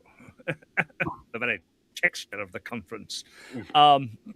Because you don't want to be that guy. Be like, PHS didn't come to fruition. We've got to make it better. You got to do a man. You got to be a man to do the Shatner shake. That's all I want to say. I think that's a lot of Grant about Sunday evening. I'm ready to go home. I just in metric. I will say this. For the love of God, I've only got 3 more days. Yeah. I think you got a kick out of this because I told you that, what I do is I'll be driving through Canada, and everything there is kilometers. So I'm used to doing 50, 60, 70 miles an hour if I'm going, and it's okay, 30 kilometers an hour. So to just take the drive for me as I'm going through Canada. It's not kilometers; it's kilocams. Everything is kilocams away. Yeah. Okay. Good thing we can translate Klingon too. Exactly. I'm only 40 kilocams away. So, because I mean, you do here in the States, it's like, man, you stop your car for 3 reasons. 1, you're out of gas. 2, you have a flat tire. 3, you hit a wall.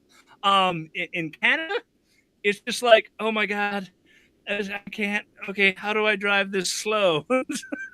Right. I was thinking to myself, it's like, no wonder they never get anywhere.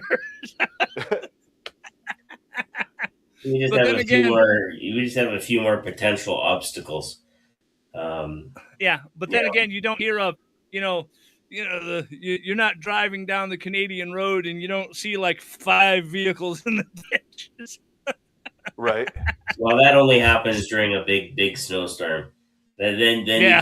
you can watch Highway 1 right through Alberta. I think those guys think that their 4-wheel drives and everything will save them. They don't. Yeah. Ice is ice. It'll take you off the road if you're not careful with it. So, Yeah, 4-wheel drive is just Latin for stucker. Like, you thought you were stuck, now you're stuck. I'm gonna have to talk to the folks at Gold Coast, because with Dunkin' Donuts going in where the Subway and the coffee shop used to be, I don't know that Dunkin' does a latte or a coconut latte or whatever Grant gets. So the closest Starbucks is on the backside of the Rio. I'm like, can we get a golf cart to just run out the back by the pool and around the parking lot and run across the street? I think I have the proper latte issues solved. I ordered something yesterday for that I will be bringing to PHS that may solve the proper latte issue. You're bringing a Keurig, aren't you? No, I'm not bringing a Keurig, but it was something that may solve the proper latte issue. Although, right in Greek town, Grant, I think it likes this. There is a coffee shop that serves Greek coffee, and it is amazing. So, it is a wonderful place to go get coffee, and I will just say that. So I think that's about all I've got, guys. Unless you have any questions. Nope, I'm good here. We already know the answer to the friend or frenemy question because we talked about it right off the hops. For those of you that missed it, pineapple does not belong on pizza. At all. Right. At all, ever. No. See, wisdom is knowing that pineapple, or knowledge is knowing that pineapple is a fruit. Wisdom is knowing it doesn't belong on a pizza. Or other I'm places. waiting for Scott to comment. And we'll say hey to Steve and some of the people that are joining us here on TikTok. This is going to be a great conference season. There's no question. Yes. Good luck with the